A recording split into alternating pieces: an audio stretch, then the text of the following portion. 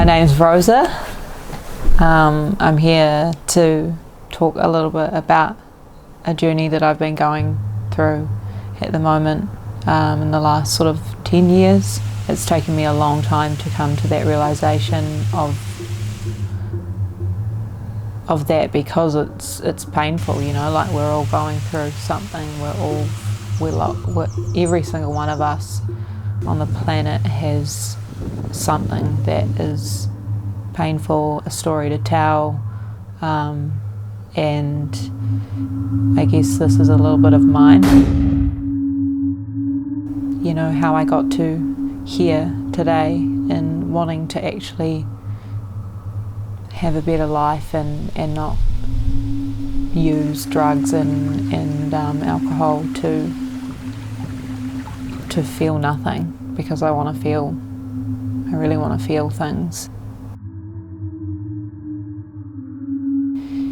Started taking doctor prescribed medication after the earthquakes in Christchurch, and that was kind of where the journey started.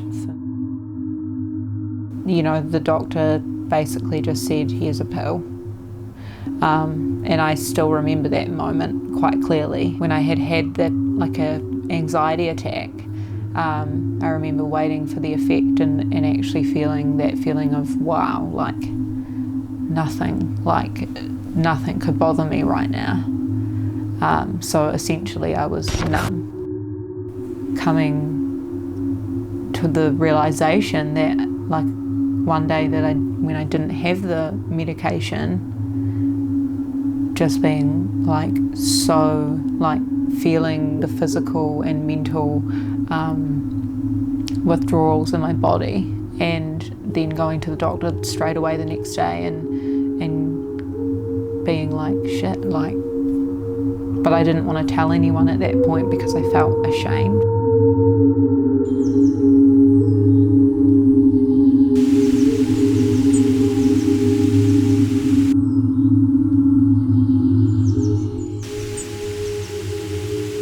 Because that medication numbs you, there was so much stuff that just sort of sat down inside me and was just, like, it would come out. Like, I had hospital visits for pain that I didn't even, like, they couldn't even put a diagnosis to the pain. And so I'd have these hospital visits and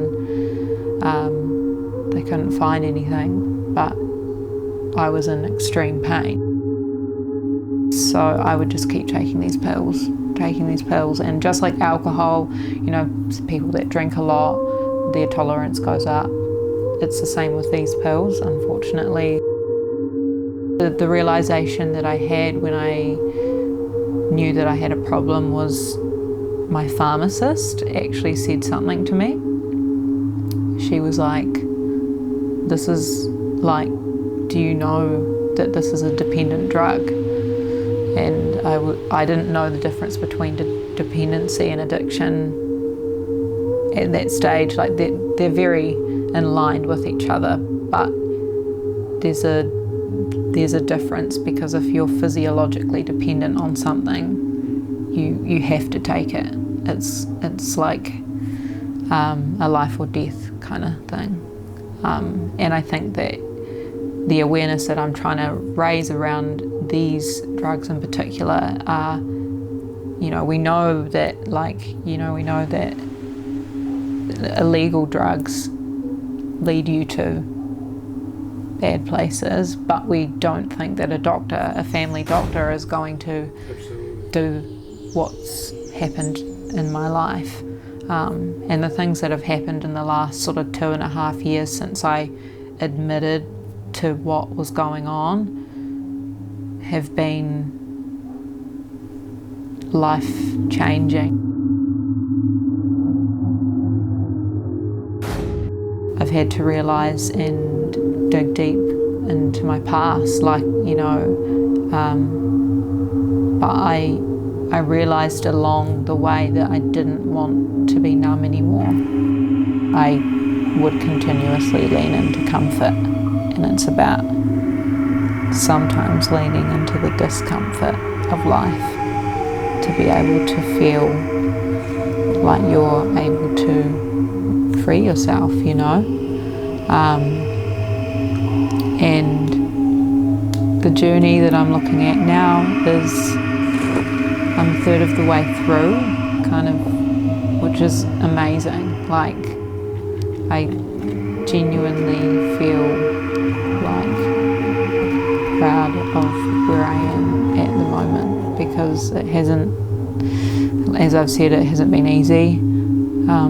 I've hurt a lot of people, and I've hurt myself the most, you know, in the process. With the support of other people that I love, grateful for those people.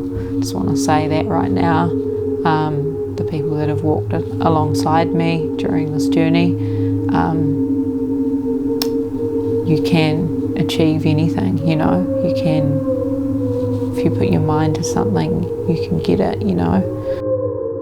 The last 3 months have been a really breakthrough kind of time for me. Well, the last 6 months, because I realised that I didn't have to be that person anymore, and that being real with myself about what was going on in my life and talking to people about it connected me to other people. And at the end of the day, that is the most beautiful thing ever.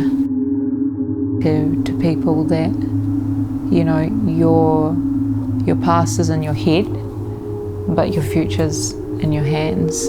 You have the choice. You have the choice to fight and to show up for yourself. I went into rehab and I read this book, and there's a quote and it says, "Is your glass half empty or half full?"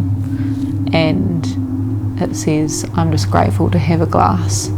And I was just like, that's it. I found so much strength through, like, my vulnerability, I guess, and putting myself out there and fighting. Like, it's not easy.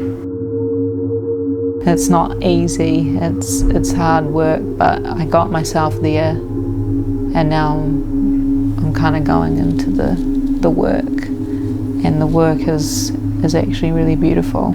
I wouldn't wish it on anybody, but I hope that people find something in this that can inspire them to put themselves first and reach out. Yeah.